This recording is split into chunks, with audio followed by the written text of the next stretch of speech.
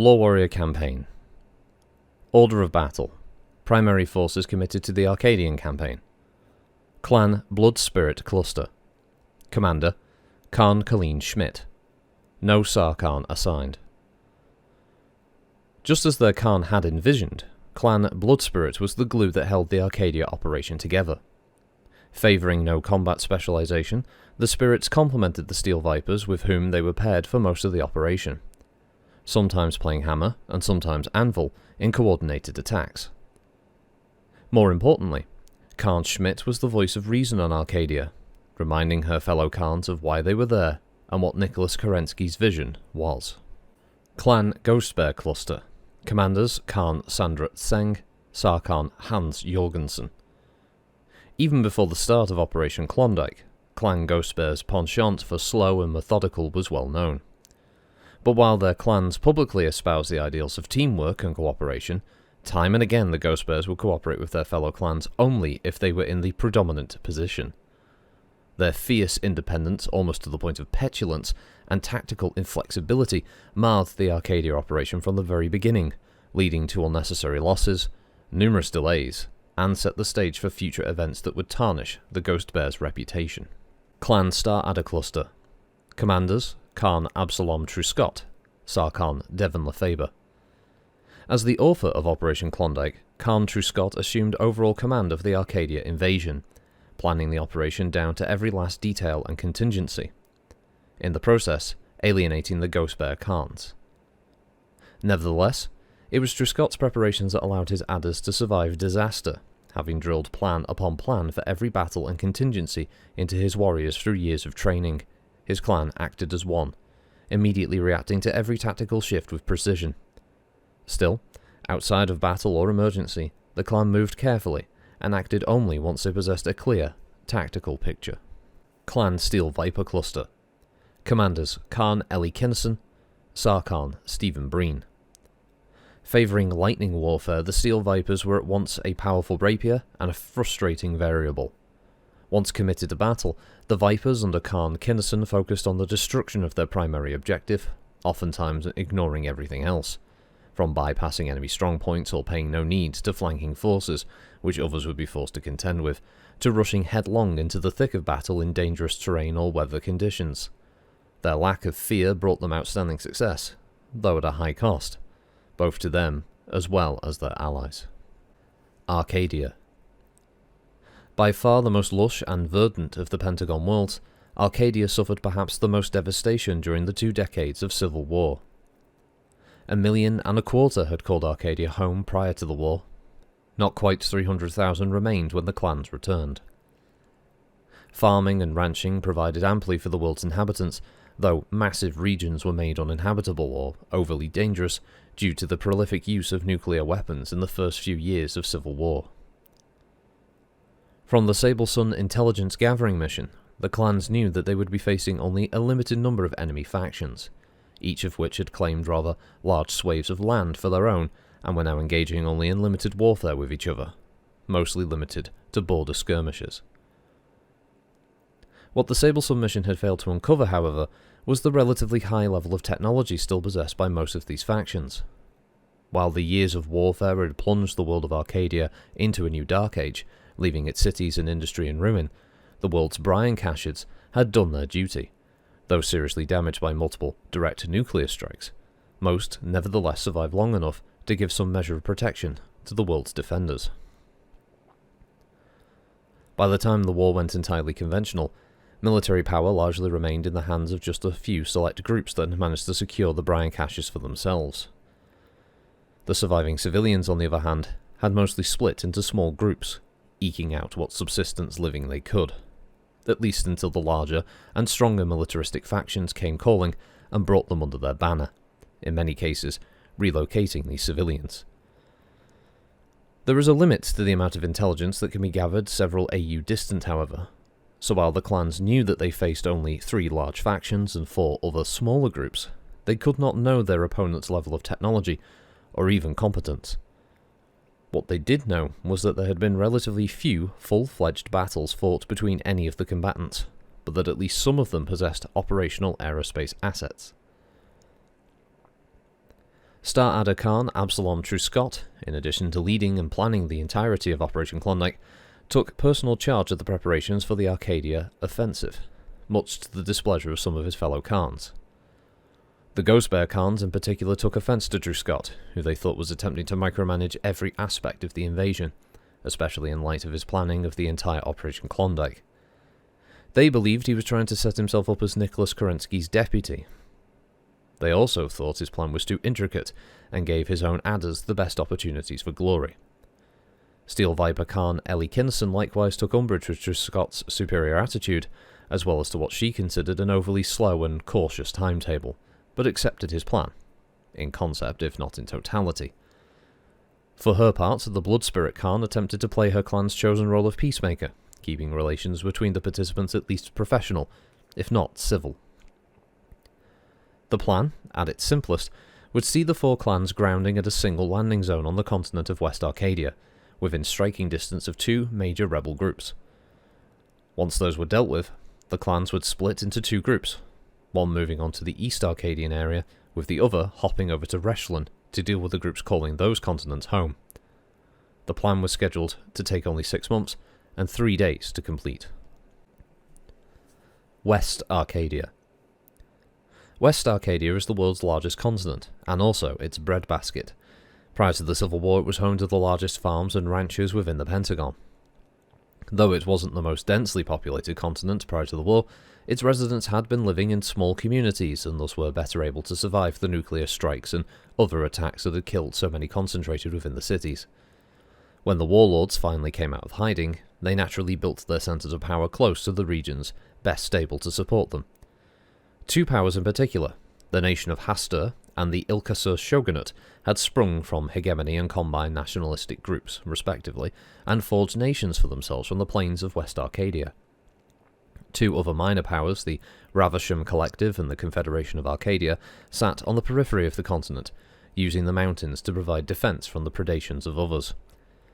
Though each technically claimed borders shared with at least two others, none actively patrolled or even monitored their shared borders, in practice keeping to a more compact nation. Deep raids were the norm, with major battles fairly rare by the time of the clan's return. Descent into Hell. Just days before the clans made their assault jump into the Arcadia system, Shogun Wiki Leonov learned that the Hasturs would be moving in a large shipment of raw materials and food from several of their outposts to their capital at Siega through the Badlands of the Aishal Plateau. The Shogun planned to take that shipment, readying a strike force to attack in the Aishal Plateau Badlands. None of the clansmen could of course know this, or realise that the Shogun had secretly moved a large strike force into the Aishal in preparation for the attack, almost on top of the clan's primary LZ. Alerted by the clan's action in orbit against the Perth and the Admiral Schurner, both the Hasturs and the Shogunate launched reconnaissance flights as soon as clan dropships entered the atmosphere. The Ghostbears were the first to hit atmosphere, fending off the Arcadian patrols, but rather than ground at the designated LZ and secure it, a task given to them after their Khans criticised Truscott's plan, they landed at a point just 2 hours marching distance from Siega, their first target. The Adders were the next scheduled to land. By the time they entered the atmosphere, both the Hasturs and the Shogunate had scrambled most of their fighters to intercept the incoming ships. Truscott's own fighters swooped in to protect their comrades, but they were outnumbered some 5-1.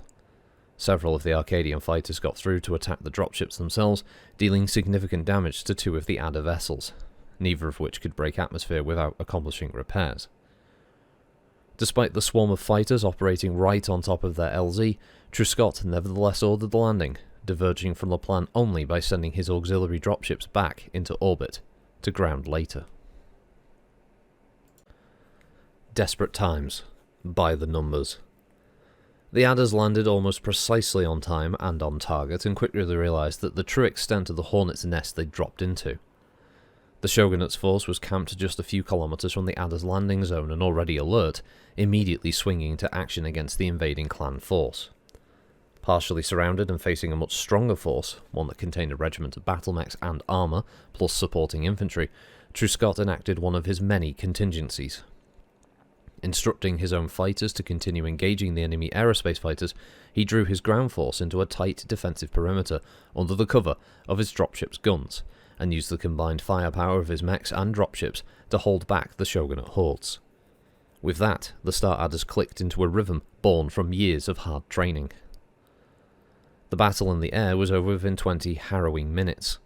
The Hastur fighters disengaged after just a few minutes, and losing 2 of their number, leaving their Shogunate enemies and the Star Adders to do battle with one another.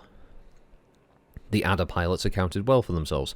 Losing a single fighter, they downed 7 Shogunate craft and further prevented any Shogunate ground attack runs before driving them off. Fuel quickly became an issue, however, and the Adders themselves had to withdraw, to rearm and refuel. On the ground, the desperate battle was far from over. The Shogunate force, led by former SLDF captain Hinka Alpaz, struck hard at first, but backed off after meeting heavy counterfire from Truscott's guns. Her force began systematically poking and prodding at the clan line, looking for any weakness. Likewise, Truscott ordered local counterattacks, both to keep Alpaz's troops off guard, as well as to search for weaknesses in the Shogunate line. 40 minutes into the stalemated cat-and-mouse action, Alpaz changed the nature of the battle, ordering her force to specifically target the grounded dropships. Recognizing the peril his transports were in, Truscott switched gears and ordered his clan into a 2-pronged all-out attack. Sarkhan Devon Lefebvre led the bulk of the Adder force directly into the heaviest concentration of Shogunate forces, while Truscott struck out with just a single binary to hold Lefebvre's flanks, hoping his dropships could defend themselves against any stragglers. The Star Adder mechs advanced rapidly, but calmly amid the frenzy, veritably walking directly into a force just waiting to encircle them. They took hits from all sides, but their own fire was precise and directed, falling on Alpaz's battle mechs and destroying her tanks methodically. The Adders punched directly through the Shogunate lines, splitting Alpaz's forces and wheeling to press one of her 2 arms against the concentrated fire of the clan dropships. Meanwhile, Truscott continued to hold the other Shogunate line with his rapidly thinning binary. Faced with a determined, unflinching and highly skilled unknown enemy, coupled with a depletion of ammunition reserves, not to mention her thinning ranks, Alpaz ordered a general retreat. To their credit, most of Alpaz's troops didn't break, and with the Adder's own losses and ammunition shortage becoming increasingly critical, the clansmen took the opportunity to lick their wounds. 9 of their number were dead, including Khan Truscott, who'd continued coordinating the battle via handheld radio after losing his Highlander, until being cut down by a stray shot. Additionally, half their machines were disabled or destroyed, 2 dropships being obliterated, and all the rest of their machines requiring significant repairs. Battles on the plateau. The clan's first 2 hours on planet were bloodier than anyone could have expected, and set the stage for the rest of the Arcadian campaign. The Blood Spirits and Steel Vipers grounded at the alternate LZ just 100 kilometers distant, and struck out to destroy the retreating Shogunate force. Caught between a combined Viper and Spirit Vanguard and a trailing Adder detachment, Alpaz and her troops lasted just 3 minutes before finally breaking. Though Alpaz's defeat may have been an anticlimactic end to Arcadia's opening battle, it gave the clans the opportunity to breathe. Truscott was dead, and with him the one personality able to keep the rest of the Khan leaders on point. Each clan had been assigned specific primary and secondary targets and a general timetable by their Il-Khan, from the plan drafted by Truscott and his team, which they were bound to abide by. Now with Truscott dead, the Arcadian Khans were free to discard his detailed plans and follow their own. The Ghostbears had already thrown those plans to the wind, and with Truscott gone, saw no further need to coordinate their operations with anybody. The Steel Vipers too, feeling constrained by the plan, favoured striking out on their own, but were convinced to compromise by Blood Spirit Khan Schmidt, who saw value in the plans. The 2 would at least follow the outline. That left the Adders on their own, and now without their Khan. But while the loss of Truscott had hit them hard, the Adders were prepared to deal with it, thanks to lessons Truscott learned during the Amaris Civil War. They took a few hours to tend to their wounded and mourn their dead, even as their techs worked hard to repair and refit their machines. 3 stars were back up to operational form in short order. More importantly, they uncovered valuable intelligence from captured Shogunate troops, especially information about the disposition and state of the Hastur defences. Now, Khan Lefebvre attempted to share this intelligence with Khan Seng and Jorgensen, but the Bears were already on the move towards Saiga, and all but ignored Lefebvre's warnings. Later, the Bears would accuse him of holding on to this important information until it was too late to act upon. While the rest of his clan repaired and rearmed, Lefebvre struck out at a target of opportunity. He gave Star Captain Kensington Talasco command of the only operational Adder trinary and sent him to capture Hasta's supply convoy. Armed with Alpaz's intelligence and able to call upon his clan's one aerospace star for close air support, Talasco struck. Originally meant to move only under the cover of night, the Hastas ordered the convoy to move to a more secure outpost as soon as they learned of the battle that was developing on the plateau. A mixed strengthened Hasta battalion provided security for dozens of heavily laden transports, but they would be no match for the elite Adder warriors armed with the Shogunate intelligence. A lone Adder Ostscout shadowed the convoy, while Talasco manoeuvred into a striking position. Adder fighters flying undetected at treetop level popped up and struck the rear of the convoy while Talasco's warriors cut down its head. This time the Adders had the initiative, and never gave it up. Though outnumbered 2-1, Talasco's warriors made short work of the Hasta column. In the days it took to bring the Adder machines damaged during the LZ battle back into operation, Talasco and his warriors had captured 5 outlying Hasta outposts and obliterated 2 of their patrols before continuing with a methodical push to meet the Ghostbears at Saega. At the same time, they captured 2 Shogunate outposts on the eastern edge of the Aishal, both of which had been conducting a disrupting raiding campaign along their border with the Hastas. Meanwhile, the influx of prisoners gave the Adders a far better understanding of the West Arcadian dynamic. Inching headlong. The Ghostbears may have landed just 2 hours from Saega, but it was just 4 hours before they began moving toward the city, and 6 more before the first bears were actually at the city's edge, a 2-tiered settlement set in the foothills of the Great Iron Wall Mountains. Outer Saega was mostly slums and ramshackle housing for transient farmers and ranchers bringing in their crops and herds. Inner Saega, situated a 120-metre sheer cliff face and walled on the 3 other sides, was the Hasta's inner sanctum. Headquartered within, of course, was the Hasta Military Command and Chief Minister's compound, along with the Hasta's food and resource reserves, as well as some 10,000 of their most loyal citizens. As was their wont, the bears advanced methodically through the outer Saega slums, which had many times before slowed invaders long enough for the Hastas to mount a counterattack. The Ghostbears, though, were no typical invader.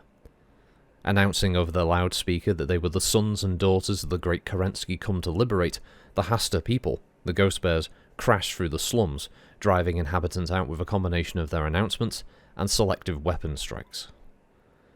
The Bears' deliberate march gave their starfighters the chance to fly 2 sorties before their ground forces reached the wall. On their first sortie, they destroyed the Hasta Combat Air Patrol and struck what defensive emplacements and troop concentrations they could easily pick out. On their second, they engaged the remnants of the Hasta Air Force, which flew 11 fighters of varying age and capability, very much resembling the aerial melee over the Aishal that they'd pulled out of just hours earlier. The dogfight saw 8 Hasta and 3 Ghostbear fighters shot down. On their third sortie, the 2 remaining bear fighters provided close air support for their ground-based clansmen, who they were struck on their left flank by a Hasta task force just as they reached the inner Saega wall. Turning to meet the new threat before progressing, the bears were then hit on their right flank by their main Hasta force. The bears continuing to focus on the smaller Hasta force, soon pushing the battle into the outer Saega into a rotating, undulating morass. By the end of the first hour, the slums were ablaze, and the Hastas retreating back into inner Saega. The bears backed off briefly to rearm before selectively pressing again, sending a third of their force back to rearmor and re-equip, a third in reserve with the final third constantly prodding the Hasta defensive line. The bears managed one brief breakthrough, but a stray shot into a grain silo ended that in a blast that obliterated one bear mech and left such a mess that the rest of the bears couldn't make it through the breach in the wall. Another Hasta heavy patrol arrived an hour into the second bear rotation, 30 minutes later than the Adders had predicted to the bear Khans, turning Outer Saega once again into a battle zone. The Hastas poured out of Inner Saega to link up with their comrades, drawing the bears into a running battle that they were unprepared for, both sides withdrawing in short order to lick their wounds. This happened twice more as the Hastas recalled the bulk of their remote garrisons to break the bear siege, each time the bears then pulling back to repair, before once again moving into siege position. 10 days after landing, the Bears were ready to make their strike on Inner Saiga. 6 volunteer mech warriors advanced under heavy covering fire to the wall, 5 making it, each placing a massive shaped demolition charge into a precise spot before withdrawing. Only 3 made it back to their lines. Detonating them simultaneously, the Bears blew 5 massive holes in Saiga's walls. Thanks to more than a week of careful study and calculation by the engineers, the blast shockwaves seemingly demolished a quarter of the city, and likewise sent the defenders into a shock that they never fully recovered from. The Bears poured into the breaches in the wall and crushed the Hasta military in just 2 hours of fighting. End of the Great One. The fall of Saiga signalled the end for Arcadia's largest and oldest power, but with that also came the task of rebuilding the largely destroyed city. While the bulk of the Bear cluster set out to capture a series of 5 nearby cities and outposts, a single binary kept order amongst an unruly citizenry of over 15,000. Even considering the Hasta's despotic rule over their people and the immediate imprisonment of the senior Hasta leadership, including the public execution of Chief Minister Nyron Hasta after he continued to exhort his people from behind bars to violently resist the invaders, the Hasta people nonetheless proved a management problem for the Bears. After all, the chosen of the Hasta people, used to a higher standard of living behind Saiga's walls than the common peasant enjoyed, were being forced to repair and rebuild the city themselves, starting with the outer city. It wasn't until Khan Seng began importing refugees from the outlands into Saiga that matters began to turn about. That, combined with a free distribution of food as well as clan-provided medicines, and the very public corporal punishments, even executions, of corrupt officials pressed into service to oversee the civilian efforts, that opinion swung toward the clans. The Bears devoted 6 more weeks to rooting out every Hasta stronghold and outpost to the east of Saiga, carefully studying each target before committing to battle and obliterating the opposition. The Star Adders, advancing from the 5 outposts they captured to the south of Saiga, took the outer Hasta capital of Nygotha on day 5 and claimed dominion over the Hasta southern reaches in just 11 more days, having spent the bulk of this time moving from target to target across the plains at the foot of the Aishal Plateau. Like the Bears, the Star Adders initially had difficulty with the conquered Hasta people, relying as they did upon the Hasta officials that volunteered to help administer these conquered lands. Unlike the Bears, however, swift and public punishments of these officials, most of whom had continued with their draconian and oppressive ways, brought the popular sentiment toward Adders.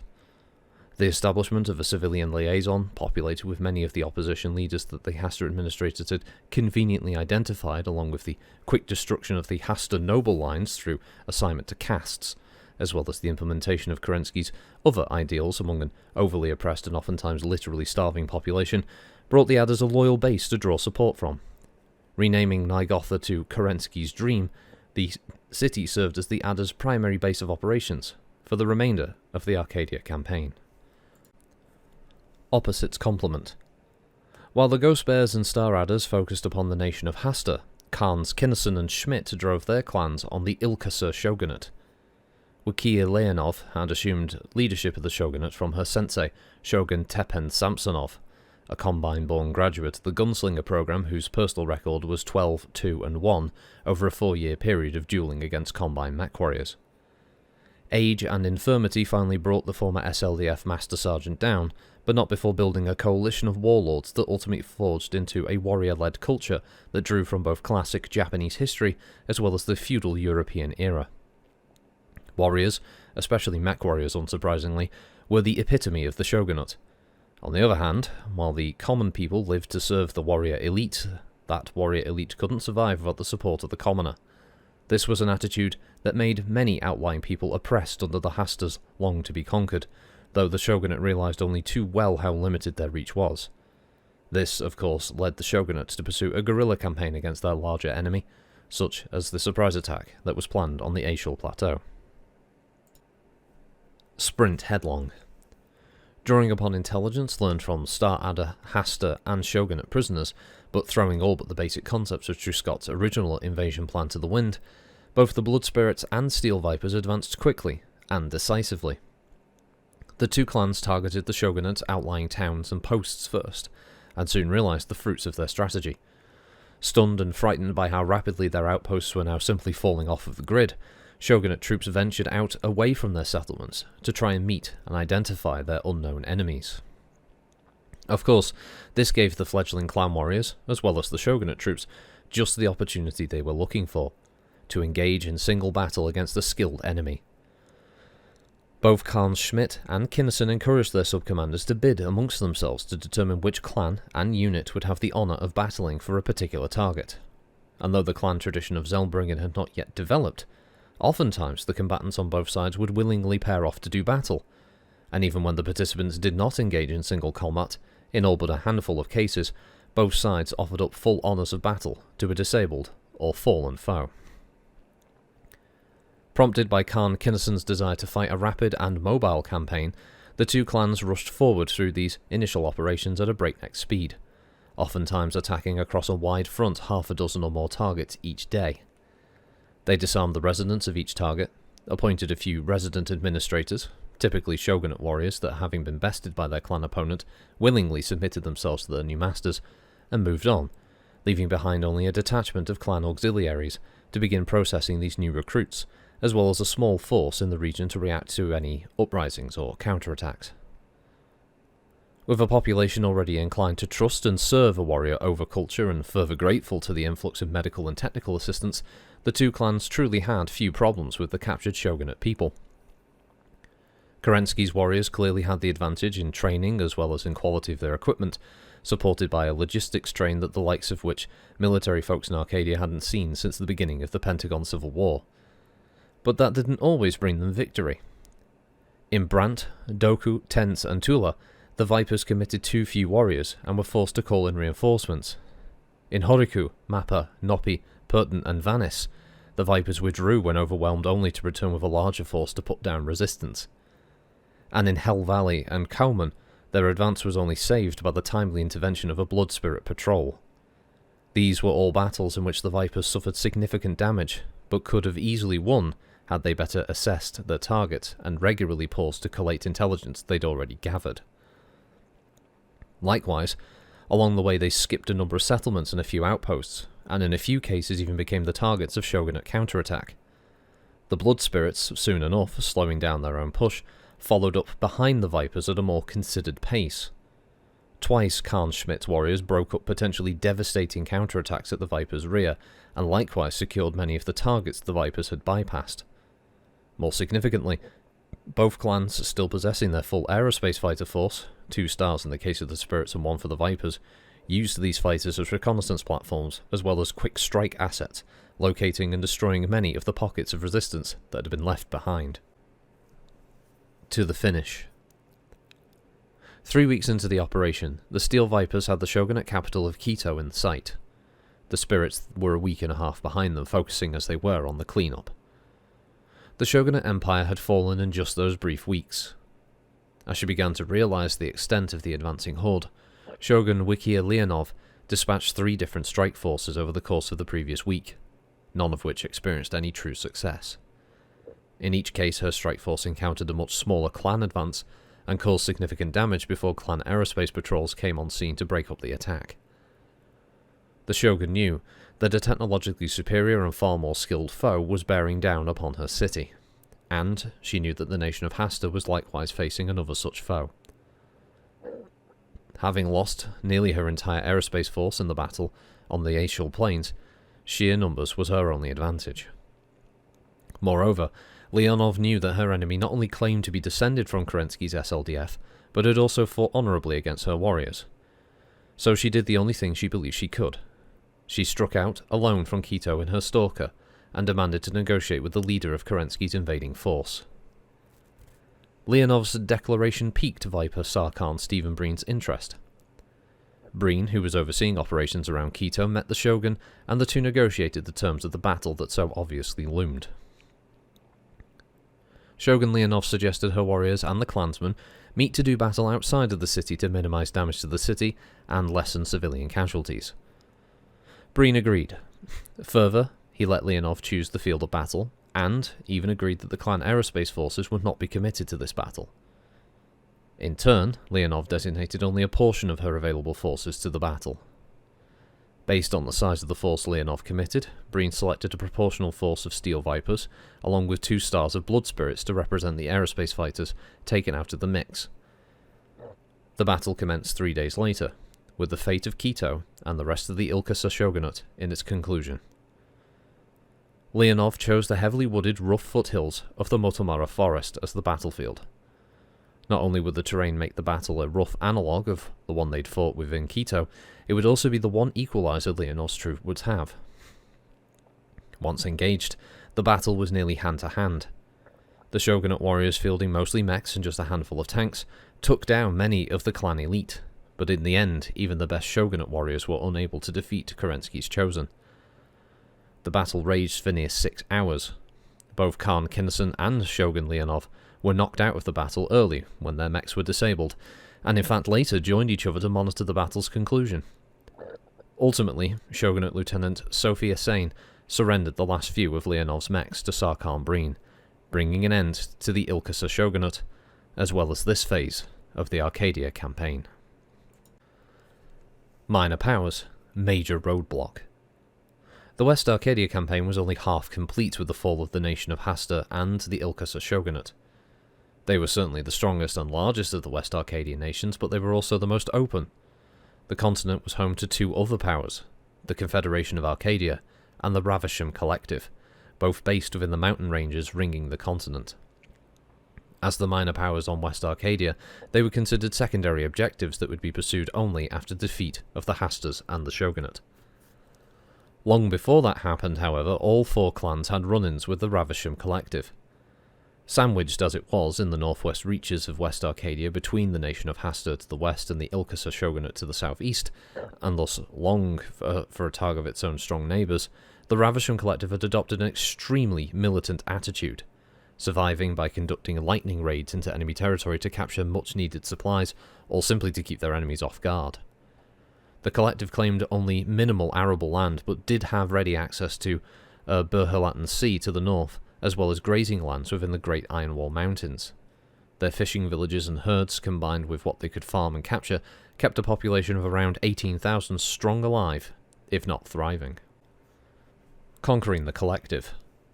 Premier Nathan Ravisham, leading a collection of peoples from every national background, didn't have the listening posts and patrols of the Hastas or the spies of the Shogunate, so while he knew a massive ship had fallen into Arcadia's atmosphere and crashed, though he didn't know it was the Admiral Schurner, and that a number of dropships had landed on the continent, he didn't recognise the nature of what was happening until he sent out scout teams. When his teams began to report back saying that both the Hastas and the Shogunate were being attacked by enemy forces, he misjudged the origins of the attackers. Believing they were simply opponents from another continent, or at worst, one of the other Pentagon worlds that had paid a large enough price to purchase a dropship transit, Ravisham sent his troops in to take advantage of his 2 prime enemies, while their attention was focused elsewhere. The Ghostbears then were the first to encounter their handiwork. On 5 separate occasions they struck a target that had already been raided, and several other times, Bear Strike forces detected unknown forces skirting their own routes, or pulling away from them. Collective troops attempted to engage the Bears only twice, in both cases losing nearly the entire patrol. The Blood Spirits and the Vipers likewise met the Collective in the same way as they took and consolidated control over the Shogunate's northern areas. Though technically an objective that both the Adders and the Ghostbears were originally assigned to take together, the Ghostbears, just a few weeks into their lengthy campaign against the nation of Hasta, while the Adders segment was largely complete, Khan Devon Lefebvre prepared his Adders for the task, drawing what intelligence they could from aerospace overflights as well as their interviews and interrogations with both Hasta and Shogunate officers. The campaign plan was both difficult and aggressive, but with Truscott's massive and detailed playbook to draw from, the planning itself was relatively simple. Lefebvre gave the honour of the first strike to now Star Colonel Kensington Talasco, who had taken on the role of his Khan's operational planner and deputy, who chose the town of Iprili as the Adder's initial target. Nestled within an iron wall valley, the ground approach to Iprili was both lengthy and well defended. Talasco bypassed all of these defences with a simple orbital drop, landing with just a binary in the town square and putting a quick end to any collective garrison. The layered defences fell easily when attacked from the rear, sending scores of collective troops fleeing into the mountains.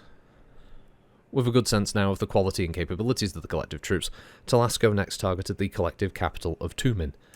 giving its defenders little time to bring in reinforcements or to prepare any defences against an airborne foe. Nearly the entirety of Star Adder attacked, once again dropping onto the city from orbit, in addition to grounding a trio of dropships to provide additional fire support. The main battle waged for some 3 hours, after which the Tumen garrison was broken.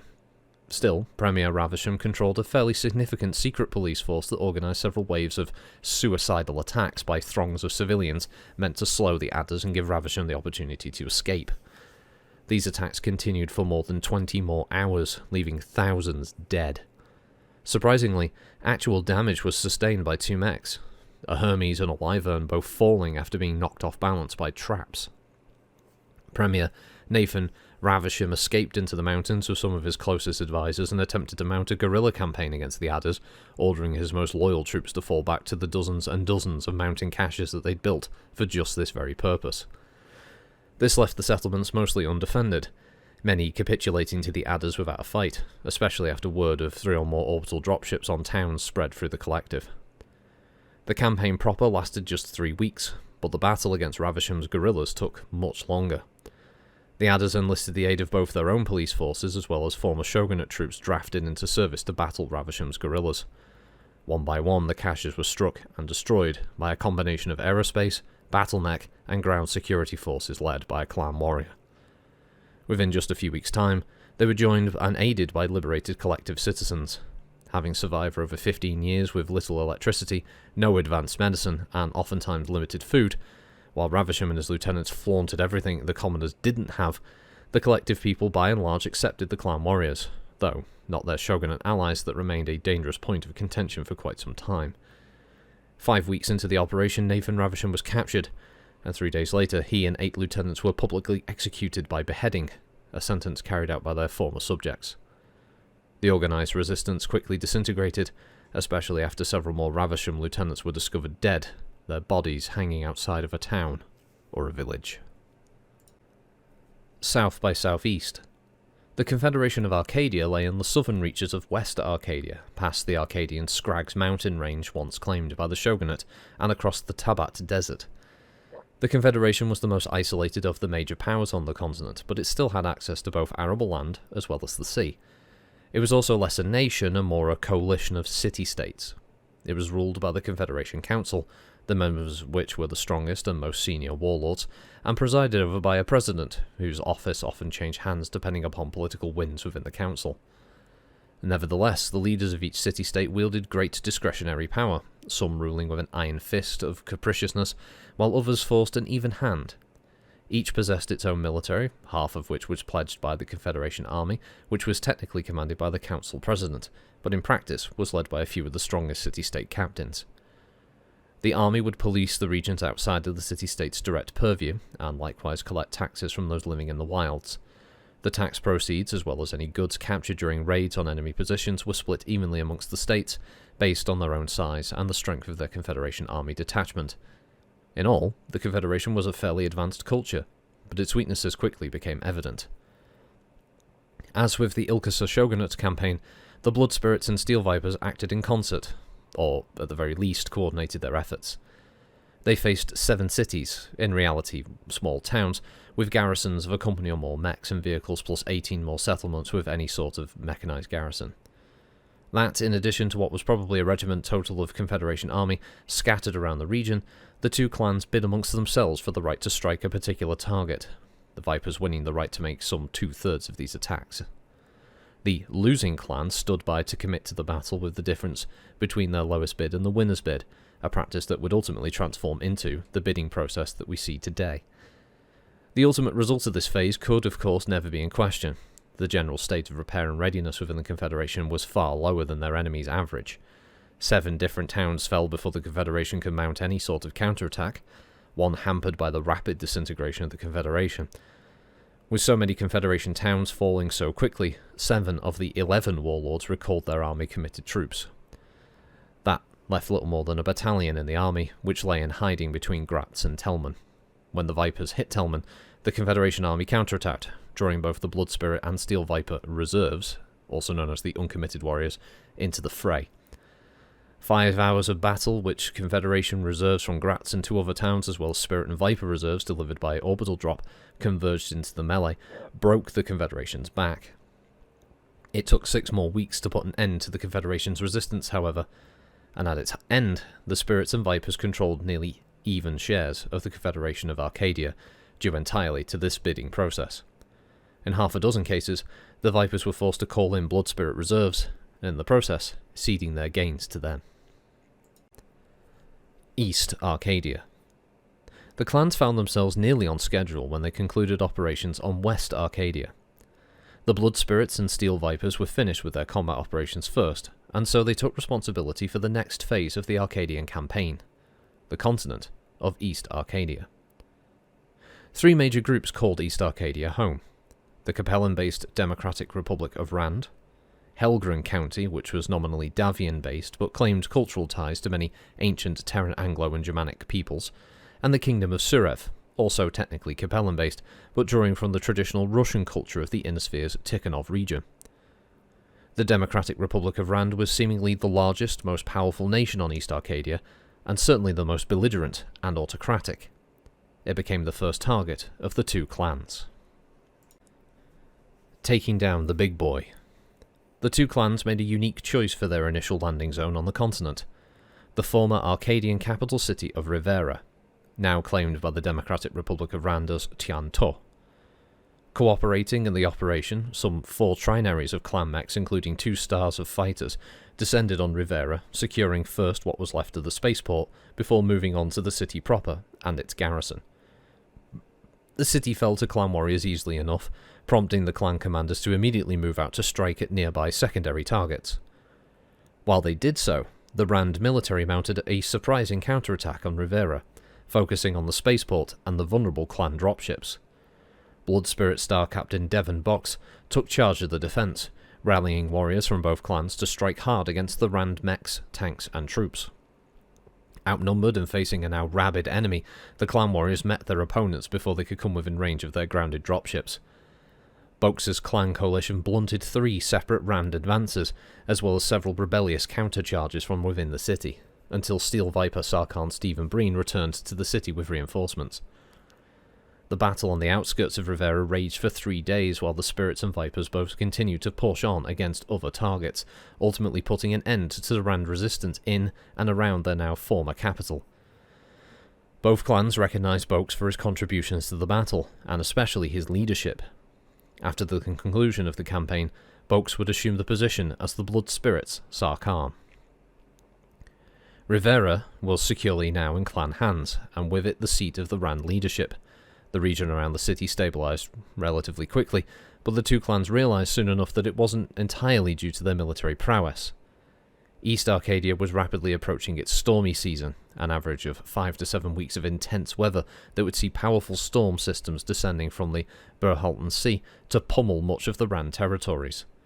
Their dropships and fighters were now all but grounded due to this weather, and the clans attempted to pursue their campaign, but made only slow progress, the storms taking their toll on man and machine, especially when battling an enemy used to such severe weather.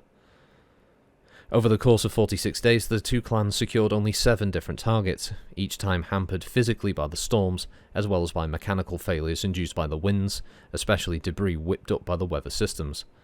This stormy season ushered in summer in the Arcadian northern latitudes, bringing with it more normal weather patterns, and a relatively quick conclusion to the assault upon the Rand Republic. Though its regional governors had wide discretion to govern as they saw fit, they had only limited forces to call upon, and in fact were being faced with additional predations on their part of their other enemies. The Republic ceased to be when the final regional capital of Daijin fell. Honour and Principle. As soon as it became clear to the leaders of Hellgren County and the Kingdom of Surev that their larger and stronger neighbour was the target of a powerful opponent, they both independently chose to take advantage of the Rand weakness. They mounted attack after attack against Rand targets, especially during the stormy season that they were so used to, capturing territory and supplies, and especially drawing some of the Rand military attention away from the clans. When the clans obviously turned their attention toward the remaining 2 powers on Eastern Arcadia, both powers sent representatives to negotiate peace. The 2 negotiators each first tried to bluster and then tried to trade territory for a truce. Of course, they'd never before faced the clans, who demanded nothing short of total surrender. The Vipers advanced to the south, meeting the warriors of Hellgren County led by the self-styled sheriff, Tiberius Reed, a former SLDF captain who'd convinced the majority of his regiment to remain behind when Nicholas led the second exodus away. The first year of civil war had hit his command hard, but their training and spirit kept them together enough to carve out an enclave from the violence and predations common to the world, and eventually build a community of relative peace and freedom, and a temper to the Rand Republic. Though suffering from the same equipment breakdowns and lack of repair parts as the rest of the world, Reed's warriors were probably the best trained troops on the planet. They even delivered a defeat to their Viper opponents in Talbot Moraine, where they used their intimate knowledge of the terrain to trap a clan binary. Their victory was short-lived, however. Despite conducting an above-board defensive campaign against the Vipers, their enemy's leader refused their every diplomatic parley, striking hard and relentlessly for their crime of taking clan warriors and their battle mechs hostage. Faced with an enemy bent now on extracting a destructive payback, Sheriff Reed led the remnants of his troops into the field to find the Blood Spirits. After an exhausting 2-day running battle against the trailing Vipers, they came across a Blood Spirit patrol under the command of mech warrior Zoltan Osborne, who Reed immediately challenged. 90 seconds later, Reed's archer was in pieces, and his troops in spirit custody as the spoils of war, technically also including every unoccupied Hellgren County settlement, though, in actuality, the two clans raced to claim them for themselves. Hellgren County had fallen. Kinnison objected, of course, to this unorthodox turnabout, but even before her Ilkhan ruled on the matter, in the Blood Spirit's favour, Khan Schmidt was using Reed as a regional administrator within Spirit-claimed territory, while many of his former soldiers likewise took on positions of leadership. It was the beginning of a schism between the two clans that would last until the eventual deaths of both Kinnison, in a disgraceful act following the end of Klondike, and Reed, who would not only be cleared of any Pentagon Civil War crimes, but would even eventually rise to the position as Star Colonel Tiberius. Kingdom gone. Angelo Tamek, the self-styled king of Surev, led a nation of tiny settlements, farmers and ranchers, all subjugated under the power of his military. Years of consolidating power over the other warlords through a combination of military power, bribes and political promises left King Tamek in charge of a now hollow nation, however. It took his army collecting taxes and tribute from the countless individual landholds and gypsy bands, as well as raiding across borders and then distributing that to as many warlords, to keep them all relatively in line. The kingdom all but disintegrated the moment Clan Bloodspirit came calling. Tamek and his cabinet were killed by one of the king's trusted lieutenants, who tried to take the reins of leadership only for himself to be killed. Chaos reigned for 3 weeks while the Bloodspirits conquered, and the king's warlords vied amongst themselves for dominion. 2 warlords successfully breaking away with relatively intact landholds, remote enough to survive the initial drive from the Blood Spirits. The Spirits would then spend weeks rooting out the rebel warlords, focusing the majority of their efforts on the minimum of opponents. On the other hand, it also gave them the opportunity not only to consolidate their holdings, but also to focus on the many undefended targets offered up within Hellgren County. Reshlin. West Arcadia proved difficult and costly for the Ghostbears and Star Raiders, and at first their expectations on the continent of Reshlin seemed no less troublesome. Likewise, the difficulties between the two clans had only grown throughout the Arcadia campaign, so the type of coordination that served the Blood Spirits and Vipers so well was not likely to aid these two. As a result, both clans planned a relatively slow and cautious advance across the final pockets of resistance in Arcadia, at least compared to their usual pace. An orbital insertion brought both clans literally up to the southern shores of Reshlin to strike at the dual city-states of Corbin and Garrick, which both stood guard over a vast estuary fed by 2 major rivers running deep into the continent. Neither proved a significant problem, but neither were they expected to. With jumping off points, both clans ventured inland. The death of Brian. Khan Lefebvre led his clan to the north and west, right into the maws of the Worm, the Dragon's Republic, a nation that once was predominantly Combine but had ultimately absorbed so many other peoples that the one-time Combine majority was now the minority. Nevertheless, that minority still held the reins of power, and also controlled the last undestroyed Brian cache on the planet. From that impenetrable fortress, the Republic's Governor-General, Sabatine Olmstad, and her senators, local governors and militia commanders ruled over their subjects. The initial thrusts of the Arcadia invasion were unmistakable. After all, a warship fell from orbit and broke up in the atmosphere, while dozens of dropships landed on the other side of the planet. Just as many were making regular round trips to the surface. Moreover, they would regularly receive long-wave transmissions from West Arcadia, the snippets of these transmissions being difficult to make out, but it was clear a major battle was waging there. The General Governor ordered her republic into a state of emergency and locked down the Brian Cache, but that could last only so long. The days and weeks went by with no sign of these mysterious invaders, and soon enough, life returned to norm. Even the battle transmissions ceased, replaced by what sounded like conventional status reports. Months went by, and nothing. And then suddenly, Corbin fell, and an enemy force was almost literally pounding at their gates. Lefebvre's adders dispatched the garrisons and patrols they encountered with ease, prompting Olmstad to recall her troops to the Brian Cache, where they could regroup and counterattack from their impenetrable fortress. But of course, nothing was truly impenetrable, especially to a military force with the resources of the SLDF. The adders not only had the plans to this Brian Cache, but they had the tools they would need to crack it. They systematically destroyed or otherwise disabled entrance after entrance with a combination of mining equipment, conventional explosives, and directed weapons fire and selective use of atomic demolition charges, the sound and feel of these operations dramatically affecting Olmstad's troops, just as they were meant to. Khan Truscott had witnessed the psychological toll these kinds of attacks had on Amaris's troops during the Drive on Terror, and had written them into his campaign battle plan. 6 weeks of this unrelenting pressure would take its toll. At first, only a handful of Olmstad's troops fled the cache with each attack, but as the weeks progressed and the paranoia and fear took hold, more and more deserted each time an explosion rocked the underground hideout. On the 47th day of the siege, hundreds streamed out of the cache after the adders detonated a particularly powerful atomic charge, but no one came to seal the cache back up. When the adders entered, the search turned up only a relatively few, still scattered throughout the underground structure, most huddled in small groups or screaming insanely. They also turned up the dead and partially burned corpses of Olmstad, her husband of 3 days, and a handful of aides, all having committed suicide a day prior. The Dragon's Republic was done. While laying siege to the cache, Lefebvre's warriors had also swept through the Republic nearly unassailed, seizing what little useful equipment remained behind. With the cache, the adders planted demolition charges throughout the already unstable structure, and finally collapsed it, on the 7th of January 2822, bringing an end to their campaign on Arcadia. Fine point of unsubtlety. The Ghostbears turned to the east from Garrock, moving on the principalities of Brek and Shanadi. On paper, neither presented much of a threat to the Bears. Their military might was negligible to non-existent, and they possessed few major settlements. The lands they occupied were also less than desirable. The Shial Desert and the volcanically active Tibutsu Mountains.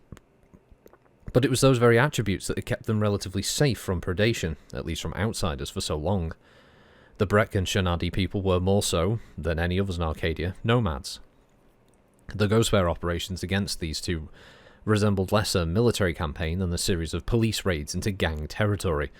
They would take a settlement, name an administrator and move on, only to have to return to the settlement days or weeks later to do it all over again. Their battlemechs made them the locally superior force, but just as soon as they were gone, life returned to normal for the locals, who either ignored or simply banished the Bears' appointees. This was a kind of operation the Bears were both unfamiliar with and wholly unable to deal with, at least with military might. So Khan Seng and Jorgensen did something truly innovative. They changed the nature of the operation. Rather than conquering an enemy nation, they focused on destroying any military might these people might have. They searched out every battlemech, tank, and armed group of men and destroyed or neutralized them. Rough terrain, sandstorms, earthquakes, and even an occasional coastal hurricane that brought difficult weather hundreds or thousands of kilometers onshore slowed the Bears' normally careful pace to a crawl throughout the campaign. But they claimed victory and brought an official conclusion to their active operations soon into the new year. Of course, Ghostbear warriors and eventually Star Adders and even Steel Vipers, mostly aerospace fighter pilots, were called in to eliminate armed rebels for several more years.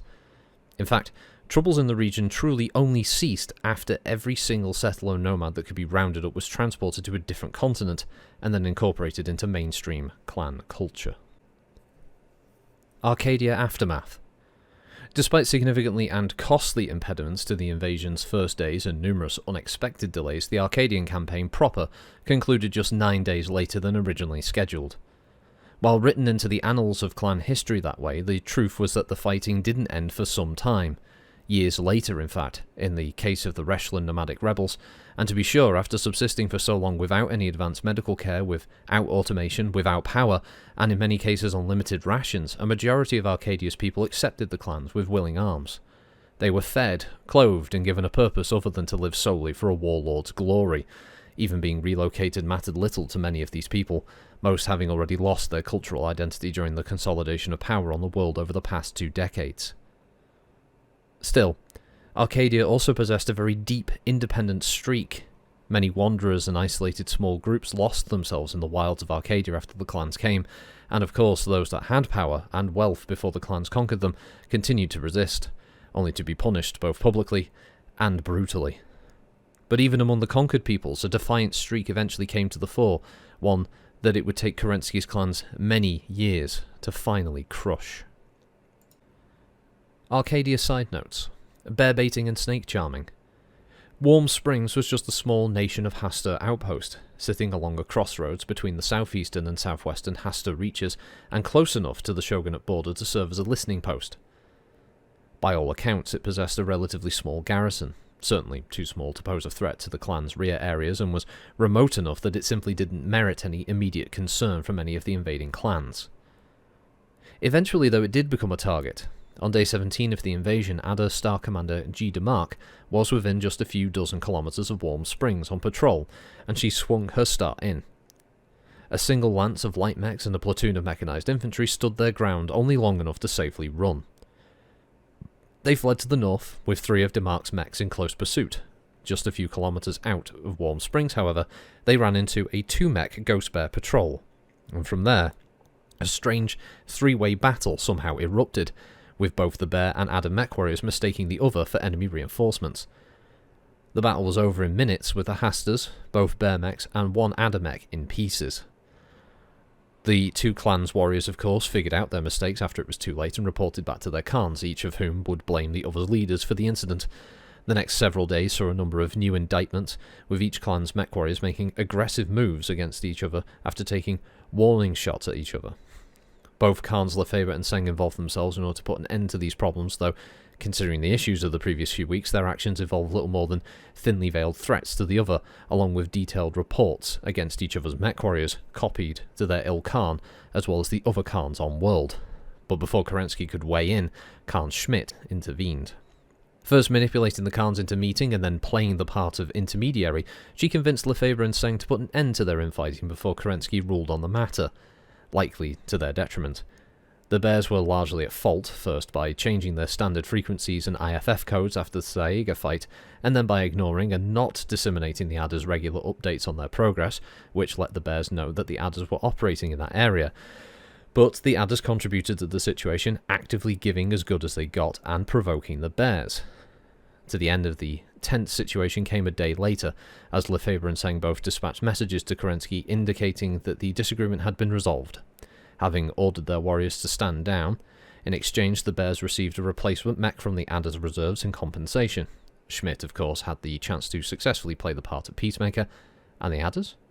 The Bears finally agreed to share their frequencies and codes with the other Arcadian clans and even provide their own reports, all according to Truscott's plan, and ending their subtle bid for primacy on world. It wasn't the end of the clans' tete-a-tete in Arcadia, or even the last incidents of accidental friendly fire, but at least the bickering was done. Shogunate notes are resounding. The Ilkasa Shogunate represents an interesting but significant footnote within the history of the clans.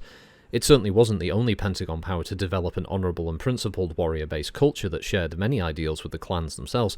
Likewise, it also wasn't the only one to deliver the clans a few defeats, minor as they may have been, or even to accept clan rule with few incidents of violent protest.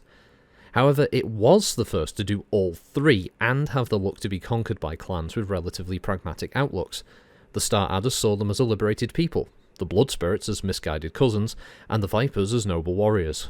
All 3 clans gave them the chance to accept Kerensky's way of life and the opportunity to govern themselves, under clan oversight, and in aid of their eventual incorporation into clan society.